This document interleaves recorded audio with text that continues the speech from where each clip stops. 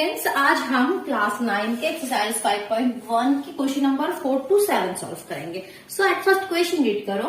If a point C lies between 2 points A and B such that A C is equal to B सी।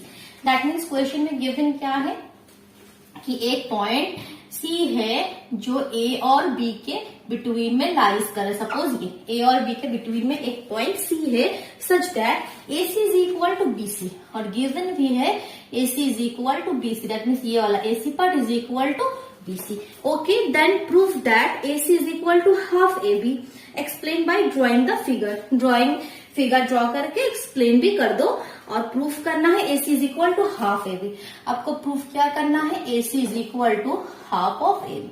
अब ये तो obvious है कि यहाँ पे जब A C is equal to B C है, इसके दैट मीन्स इसका मिड पॉइंट सी है, तो ए सी तो पूरे जो ए बी है उसका हाफ ही होगा। बट आपको इसको प्रूफ करना है। सो प्रूफ किस तरह से आप कर सकते हो, देखो। सो प्रूफ आप इस तरह से कर सकते हो। देखो, आपको ये गिवन है, ये आपके पास गिवन है, ये आपको प्रूफ करना है। तो यहाँ पे देखो ए सी है, यहाँ पे ए सी है। मतलब लॉजिक कहाँ से आओगे, ठीक है, कहाँ से लाओगे, कहाँ से कंसेप्ट को आप पकड़ोगे कि क्या आपको करना है। ये ए बी है, ये बी सी है, बी सी है, दैट मीन्स यहां से यहां तक है बी सी। बी सी के साथ अगर ए सी ऐड कर दोगे तो ए बी बन जाएगा ना।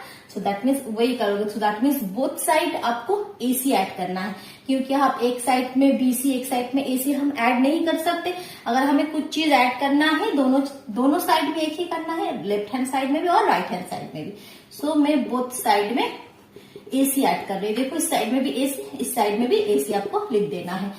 सो क्या हुआ, दोनों ए सी हमने ऐड कर दिया। इससे फायदा हमें क्या हुआ, ए सी प्लस ए सी, ये तो ए सी रहेगा क्योंकि यहाँ पे देखो लेफ्ट हैंड साइड ए सी है, ये ए सी हो गया, ये बी सी प्लस ए सी मिलके बन गया आपका ए बी। प्रूफ हो गया। That means A C is equal to आप राइट हैंड साइड पे लेकर आओ, ठीक है, हो गया ना प्रूफ। इजी है, बस कंसेप्ट को आपको पकड़ना है। ओके, नेक्स्ट क्वेश्चन रीड करो।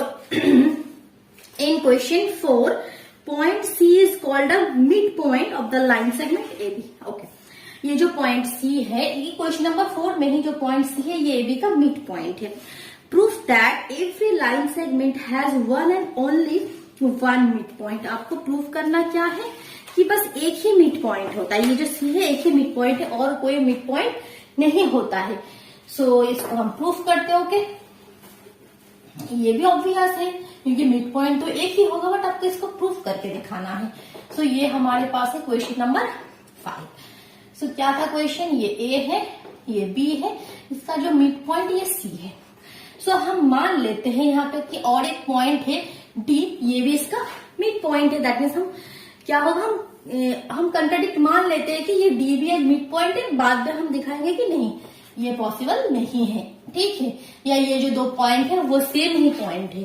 सो ये हमने मान लिया कि डी एक पॉइंट है जो इसका मिड पॉइंट है, ठीक।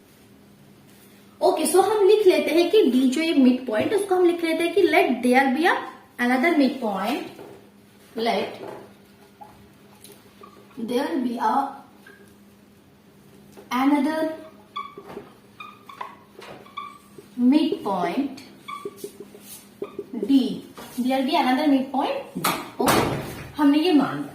सो देखो आप बाय द गिवन कंडीशन क्या है, C तो मिड पॉइंट है, C मिड पॉइंट है, that means A C is equal to half A B. ये तो बाय द गिवन कंडीशन, ये है bye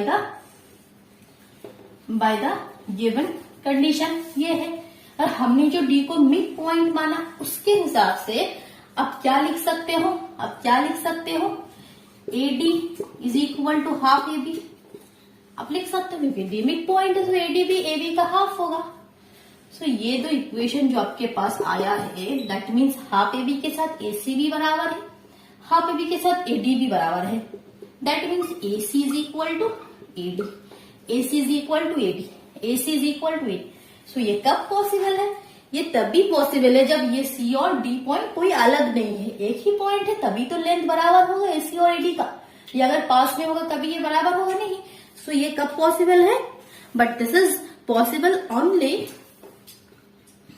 but this is possible only when T coincide coincides with C, coincides with C. जब B सी के साथ coincides करेगा तभी ये पॉसिबल होगा, अदरवाइज पॉसिबल होगा ही नहीं। सो प्रूव हो गया कि मिड पॉइंट एक ही होता है। ठीक है, अब नेक्स्ट क्वेश्चन रीड करो। सॉरी, इन फिगर 5.10 देखो एक फिगर दिया हुआ है आपके पास। सो ठीक है, सबसे पहले तो फिगर बना लेते, तभी क्वेश्चन करके मजा आएगा। ओके, फिर ये मैंने इरेज कर दिया। देखो ये हमारे पास क्वेश्चन नंबर 6। आपके पास एक फिगर गिवन है इस तरह से, क्या दिया हुआ है, यहाँ पे दिया है ए, यहाँ पे बी, इस जगह पे सी और यहाँ पे डी। आपका गिवन क्या है, देखो if A C is equal to B D. Okay, आपके पास गिवन है A C is equal to B D, that means ये जो ए सी है ये बी डी के साथ बराबर है।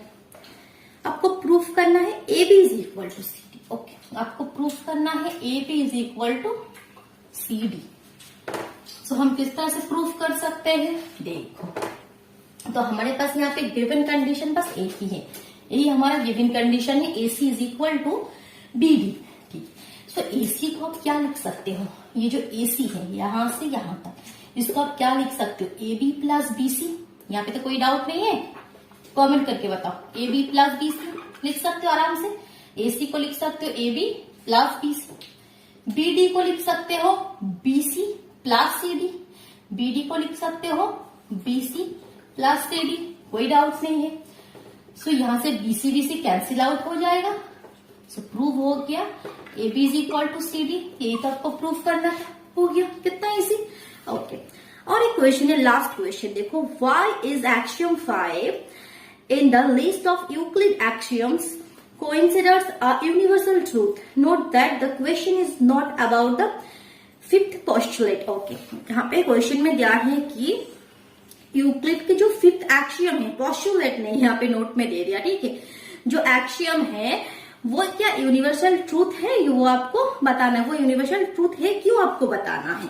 ठीक है, सो सबसे पहले तो आपको पता होना चाहिए कि वो एक्सियम 5 है क्या, वो आपके पेज नंबर 81 में है, आप देख सकते हो वो क्या है कि whole is always greater than its part. ठीक है, पहले तो मैं लिख लेती हूँ वो क्या है।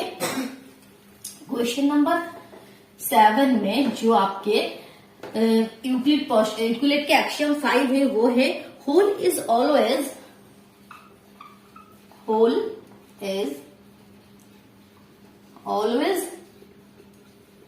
Greater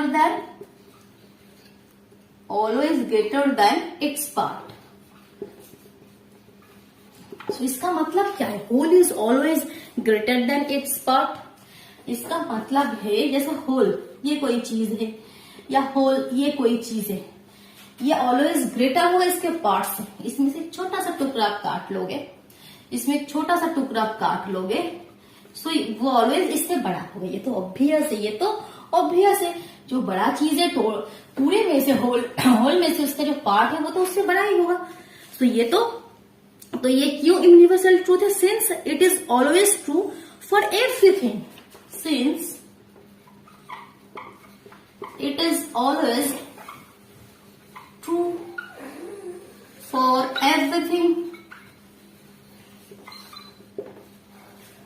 so it is universal truth।